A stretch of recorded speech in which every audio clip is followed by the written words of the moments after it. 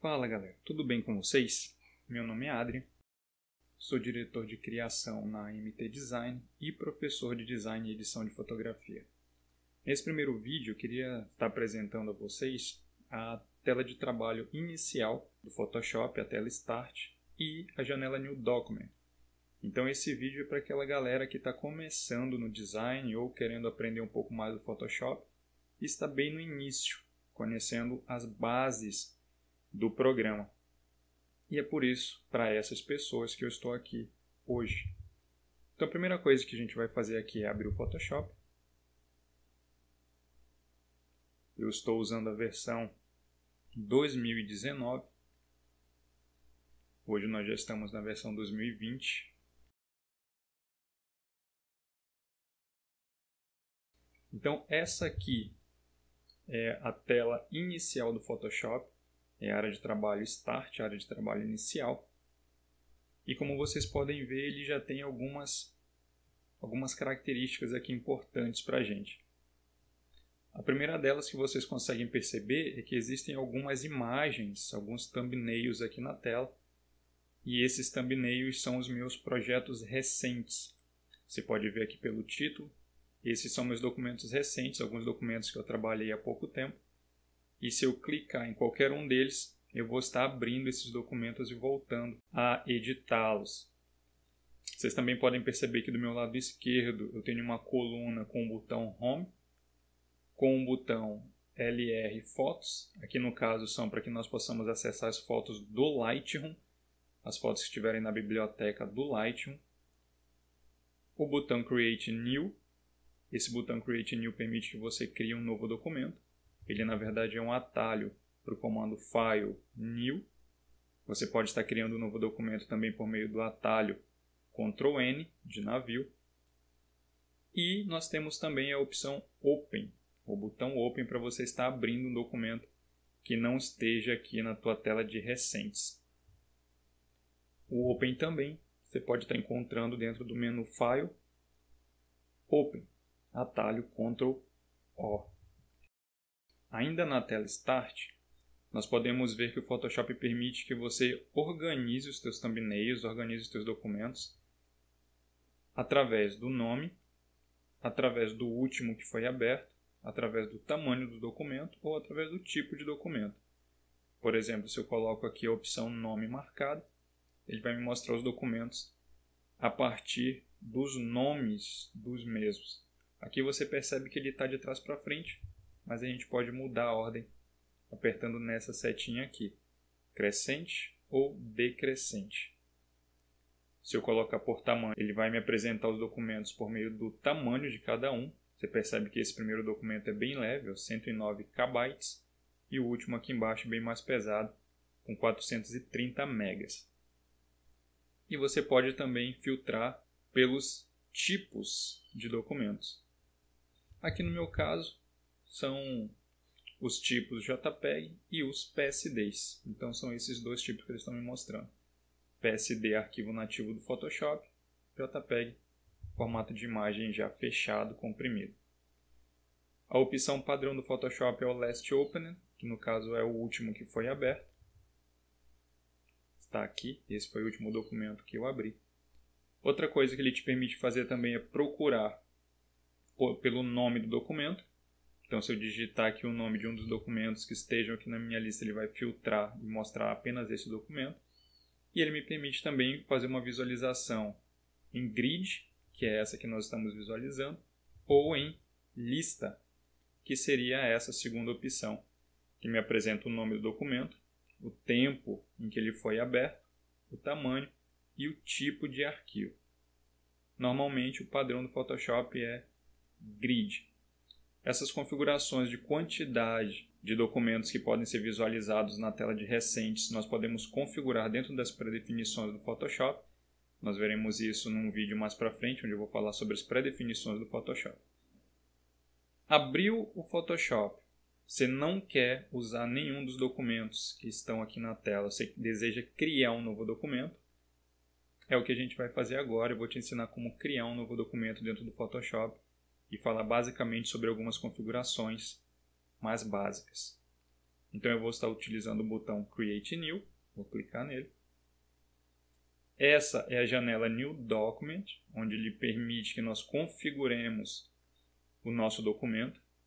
E você já tem que ter em mente o uso que você vai fazer desse documento, porque de acordo com o uso dele, de acordo com o produto final, você vai ter que colocar algumas características aqui que condigam com esse produto que você espera. Na seção superior da janela New Document, você percebe que ele já tem algumas pré-definições. Por exemplo, a primeira opção, recente, são formatos recentes que eu criei dentro do Photoshop e ele vai listando esses formatos para mim, os últimos formatos que eu trabalhei. Na opção Saved, ele vai mostrar alguns presets, alguns templates que eu já criei e salvei. Então, já fique esperto aí para a dica. Caso você costume trabalhar com vários formatos semelhantes, por exemplo, feeds para Instagram, capa do Facebook, stories do Instagram, todas essas opções você já pode ir salvando os templates e sempre que você quiser utilizá-las novamente, você vem na opção Save, escolhe o preset ou a predefinição que você criou e ele já vai te dar todas as configurações que você salvou dentro daquele preset. É uma opção bem legal, bem rápida, agiliza bastante o trabalho, porque a gente não vai precisar ficar configurando todas as vezes as mesmas configurações para documentos semelhantes. Outras opções que ele te permite são as opções de foto. Ele já vai te dar algumas predefinições de tamanhos específicos de fotos. Ele também me dá a opção de print. Então, se você quer imprimir um documento, criar um documento voltado para impressão, você pode escolher a opção print. E aí ele já te dá também algumas predefinições aqui, algumas bem conhecidas, como o A4, o A3, a opção arte e ilustração, opção web. Então, se você planeja criar um documento para redes sociais, para uma mídia digital, para uma apresentação em tela, a opção web é uma opção excelente. Além disso, nós temos também a opção mobile e a opção film and video. Normalmente, as duas opções mais utilizadas são print, quando você pensa em impressão, ou web, quando você pensa em telas, quando você pensa em monitores, televisões e apresentações digitais. Qual a grande diferença entre os dois, entre as duas opções?